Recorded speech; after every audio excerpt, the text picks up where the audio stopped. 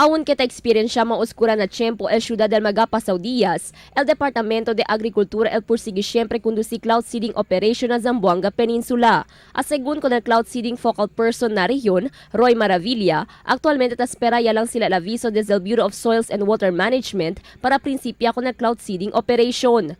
Preparaw ya según el dos aeroplano que el usa na cloud seeding y presentamiento niya staff desde la oficina central el de más temprano ya llegar na rehiyon. Taspera ya lang según el DA con el aviso adentro esta semana hasta la semana que viene. We have a schedule for the Zamboanga City operation. Actually, we have 2 planes for cloud seeding operation.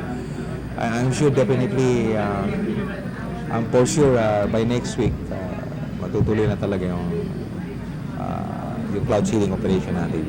Según con Maravilla, prioridad del cloud seeding operation amo el ciudad de Zamboanga y ciudad de Pagadian. Para na ciudad de Zamboanga, el conducir cloud seeding operation adentro de 90 horas o adentro de un mes. Mientras na ciudad de Pagadian, el conducir cloud seeding adentro de 45 horas o adentro de 20 días.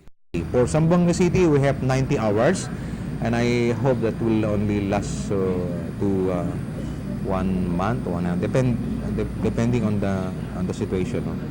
But for Pagadian City, we will have 45 hours or within 20 days to 30 days operation.